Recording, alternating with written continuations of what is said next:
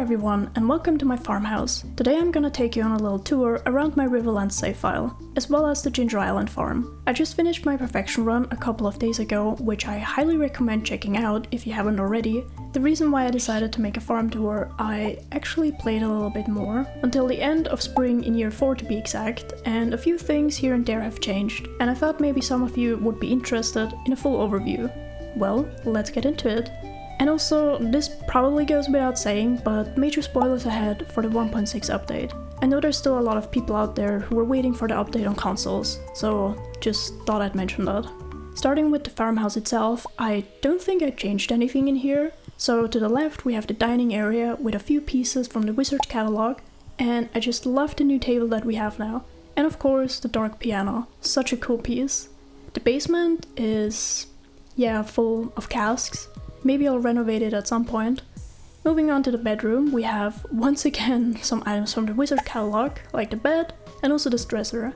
And my favorite wall piece in the entire game, the chicken decal, which you can get from Shane at the Desert Festival if you didn't know. Sebastian's spouse room with a frog inside the terrarium. I don't know if this is a bug, because sometimes there's two in here, and on other days only the green one, so no idea. More frog terrariums down here.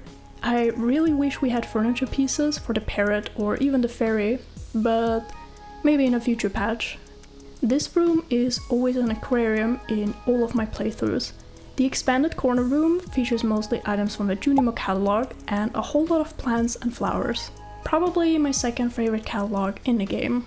This used to be the former kids room. I always thought you needed to have kids in order to reach perfection, but you don't, thankfully. So I got rid of the crib and the 2 beds in here. And now it's kind of just a very random room. The 3 secret statues are in here, and also almost all of the new catalogs. I'm missing the Jojo one, but unfortunately the traveling merchant refuses to sell it to me. An obligatory library in this corner, and the attic is full of furniture pieces from the Wizard catalog. If you couldn't tell, this is my favorite one. There's just so many cozy things in here, like a million different bookcases, a cauldron, elixir tables, and cute mushrooms. Definitely worth the money if you ask me. Let's move outside and have a look at the farmland. I decided to remove the second crop field that I had over here, because as you can see, I now not only have 1, not 2, but somehow 3 giant pumpkins. I have no idea how that even happened, but just as a tip, if you're trying to get giant crops, either use quality or deluxe fertilizer if you can. It really makes a difference. This is one of the new multiplayer cabins that we have now, and definitely the cutest one in my opinion. Inside are mostly pieces from the retro catalog, which doesn't match the caravan style one bit, but it's fine. My beautiful and hard-earned golden clock, I still hate the location, but I also cannot be bothered to move it. And I also got my hands on the statue of Endless Fortune, I believe it's called, the gold one.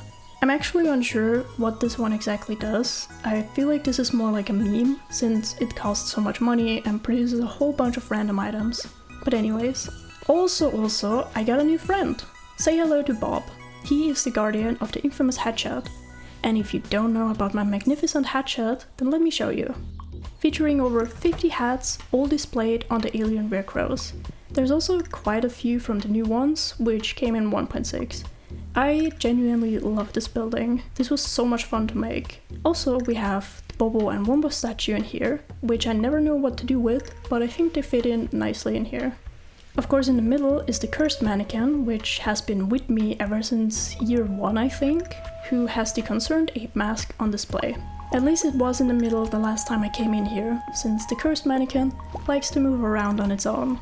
The greenhouse still only has ancient fruit inside. I can't remember if I showed this in the last video or not, so there you go. It's not that interesting.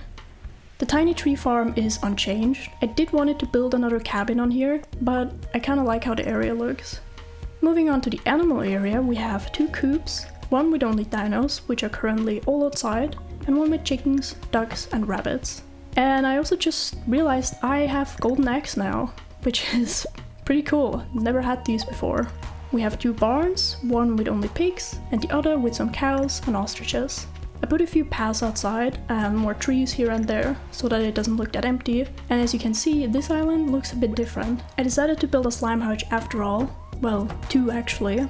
I didn't know what else to do with the space, and they fit in just perfectly.